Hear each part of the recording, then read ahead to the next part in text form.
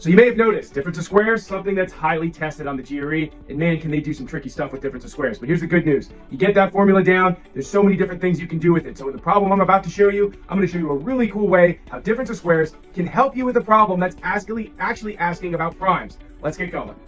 All right, so you might be wondering, how does the difference of squares play a role here? Well, as you can see, quantity A says the largest prime factor in 2 to the 14 minus 1. Quantity B says the largest prime factor in 3 to the 10 minus 1. Well, here's the good news. No one's asking you to do 2 to the 14 out or 3 to the 10 out. You might think this is a time to use a calculator. Trust me, it's not. This is a difference of squares.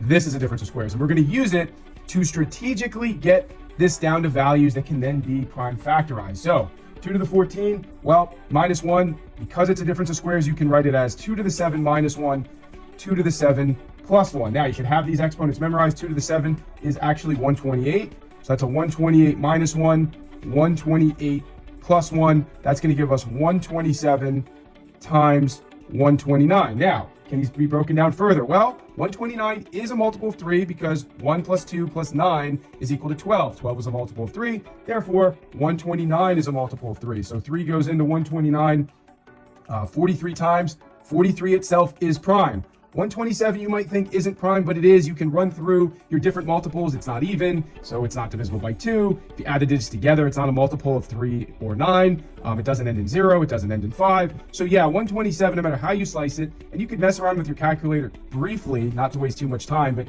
any way you slice it, it is prime. So what's the largest prime factor of 2 to the 14 minus 1? It's 127. Now, if I were to have to take a guess from this point, I would guess A if I was running out of time. However, if you're not, you want to do the second part out. So now we have 3 to the 10 minus 1, 3 to the 5 minus 1, 3 to the 5 plus 1. Again, you should have this prime factorization memorized. 3 to the 5 is 243.